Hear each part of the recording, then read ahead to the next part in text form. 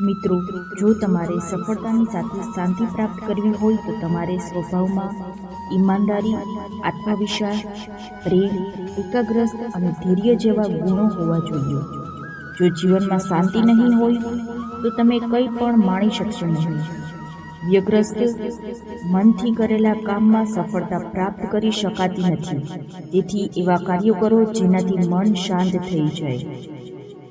જો સંકલ્પ શક્તિ મુજબ હોય તો વ્યક્તિ નિષ્ફળતા પછી પણ નિરાશ થતો નથી અને સકારાત્મક વિચાર સાથે ફરી પ્રયાસ કરે છે.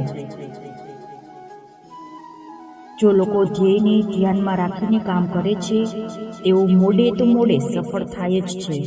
સફળ લોકો જાણે છે કે તેમને કઈ દિશામાં આગળ વધવું. પ્રમાણિકતા, આત્મવિશ્વાસ, પ્રેમ, એકાગ્રતા અને ધૈર્ય આ ગુણો સફળતાની સાથે સાથે શાંતિ પણ આપે છે.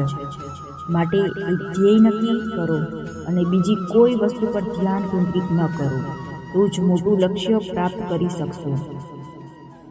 સફળતા અને અસફળતા વ્યક્તિ વચ્ચેનો તફાવત જ્ઞાન અને શક્તિમાં નથી, પરંતુ સંકલ્પ શક્તિનું અંતર હોય છે. રાધે રાધે.